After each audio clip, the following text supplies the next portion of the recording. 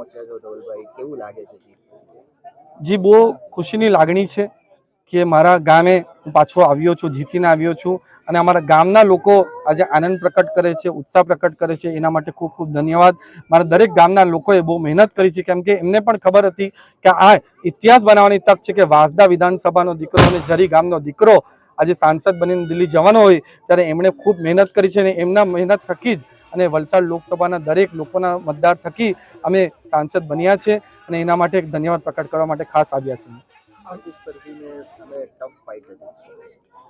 જેમ એક 13મી માર્ચથી કહેતો હતો કે આ ફાઇટ પૂરા દેશમાં અને અહીંયા વલસાડમાં પણ ભારતીય જનતા પાર્ટી વિરુદ્ધ કોઈ પાર્ટીની નહીં હતી. આ ઇલેક્શન મોદી સાહેબને ત્રીજી વાર પ્રધાનમંત્રી બનાવવા માટે, દેશને વિકસિત બનાવવા માટે, દેશને સુરક્ષિત બનાવવા માટે અને દેશને શક્તિશાળી બનાવવા માટેનું ઇલેક્શન હતું. એ રીતે જ વલસાડ લોકસભા સીટમાં પણ મેં પૂરા પ્રચાર દરમિયાન ખાલી પોઝિટિવ એજન્ડા લઈને જ ચાલ્યા છે કે પિછલા લાસ્ટ 10 વર્ષમાં શું કામ કર્યું છે અને આવનારા 5 વર્ષમાં વલસાડ માટે શું કામ કરવાનું છે એની રૂપરેખા અમે લોકો સામે પ્રસ્તુત કર્યું અને એ પોઝિટિવ વર્કથી જ લોકો અમારી સાથે સ્વયંભૂ જોડાયા અને જીતાડ્યા. કારણ કે સામેના ઉમેદવાર પાસે કોઈ એજન્ડા નહીં હતો, કોઈ વિકાસની વાતો નહીં હતી, ખાલી રોકવાની ને ટોકવાની વાત હતી, મને પર્સનલ ટાર્ગેટ કરવાની વાત હતી.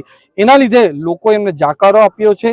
એમને એવો ઘમંડ હતો કે કોઈ દિવસ હારી જ નહીં શકે, કોંગ્રેસ પાર્ટી નહીં હારી શકે, કોંગ્રેસનો એ ઉમેદવાર છે હારી નહીં શકે, પણ વલસાડના લોકસભાના દરેક મતદારોએ એ અભિમાન એમનું તોડ્યું છે અને એમને શિકસ્ત આપી છે અને પોઝિટિવ એજન્ડાને એમણે સમર્થન આપ્યું છે.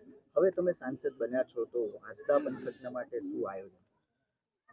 વાંસદા પંથકમાં જે 2 ટર્મથી ધારાસભ્ય છે એમણે અહીંયા વિકાસના કોઈ કામો જ નથી કર્યા અને ખાલી લોકોને ઉશ્કેરીને મત લેવાના પ્રયત્ન એ કરે છે.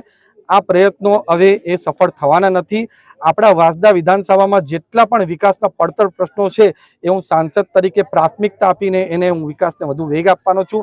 અમારી ભારતીય જનતા પાર્ટીએ આ સામેના જે ધારાસભ્ય છે આજ લગીને કોઈ પણ રોડ બનાવવાની રજૂઆત પણ સરકારને નથી કરી, પણ છતાં પણ અમારા ભારતીય જનતા પાર્ટીની રાજ્ય સરકારે 177 કરોડના રોડ મંજૂર આપણા વાંસદા વિધાનસભા માટે કર્યા છે અને આવનારા દિવસોમાં એવા અનેક વિકાસના કામ આપણા વાંસદાના લોકો માટે અમે કરવાના છે.